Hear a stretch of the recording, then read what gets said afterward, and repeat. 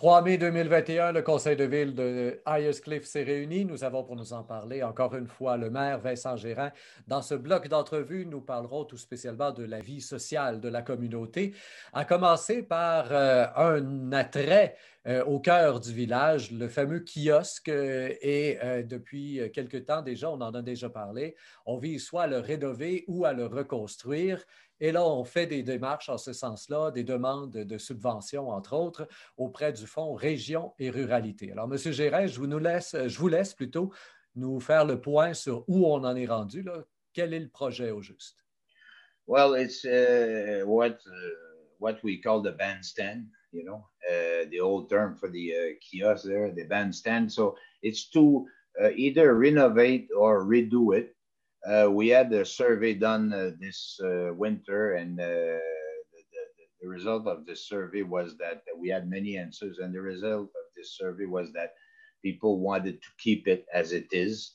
So that's will probably be it. Then we had the meeting lately also with the architect, and we have plans with the Tourist Canton de l'Est for to have a winter aspect of the use of the bandstand, but it's not.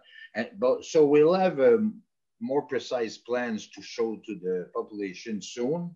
But we're very going forward with this. And we also had for a grant to the Fonds Région Ruralité of the MRC up to $57,000, I believe.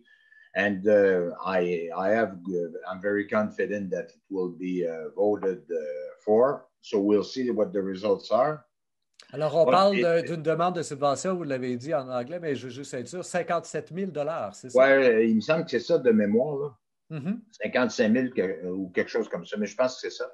Et puis, voilà, alors on est confiant de l'avoir, de l'obtenir. Et puis, après ça, ben, comme je disais en anglais, ben, il y a aussi un plan d'utilisation pour l'hiver et également pour l'été, bien entendu, c'est facile, mais je regardais encore en fin de semaine tout autour du kiosque dimanche, je crois là, que j'ai vu ça tout autour tout autour du kiosque. Il y a plusieurs tables de pique-nique et plusieurs étaient occupées par des gens qui pique-niquaient et tout ça. Alors, c'est un endroit intéressant et le kiosque doit ressembler aux efforts qu'on met aussi dans le parc pour l'aménager comme il faut. Donc, on va avoir des plans à soumettre, à montrer à la population très bientôt.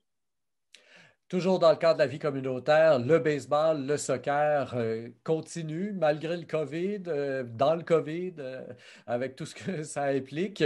Mais il y a des gens chez vous qui s'en occupent et c'est le temps là, de s'enregistrer et aussi de se porter volontaire si on veut être entraîneur. Voilà, c'est ce que j'allais dire surtout. Évidemment, tout ça en considérant qu'on sortira de la zone rouge éventuellement, parce que comme tout le monde sait, on est embarqué, on est revenu à la zone rouge le 10. Nous sommes aujourd'hui le 12. Alors voilà, on verra ce qui arrive. Mais supposons qu'on puisse le faire, ben oui, il y aura du baseball, il y a des bénévoles qui s'occupent, il y aura des groupes d'âge là, pour. Évidemment, on ne peut pas avoir des équipes dans toutes les catégories, mais il y a des groupes d'âge avec des instructeurs qui s'en occupent. Et ces gens-là demandent s'il y a des gens intéressés à être bénévoles, volunteer to help for the baseball organization, they just have to show up at town hall and give their name there.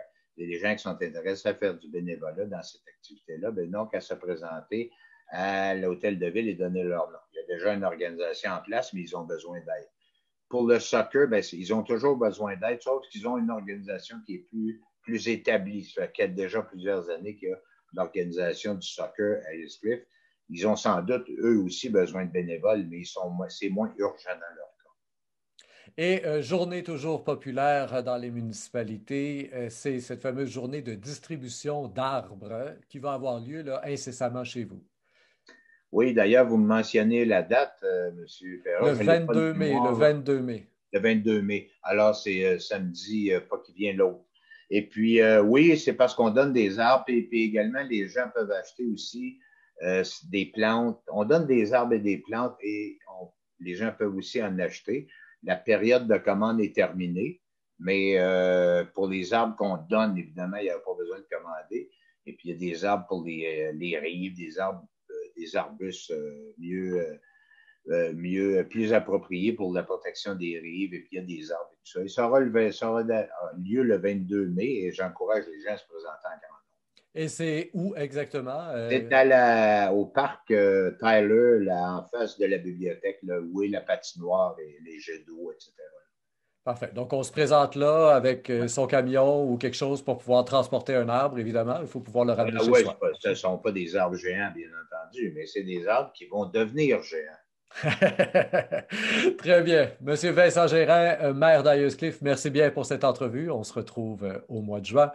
Quant à vous, chers auditeurs, je vous invite comme toujours à faire circuler les entrevues d'Ayerscliff sur Twitter, Facebook et autres réseaux sociaux. Au microphone, Rémi Perra.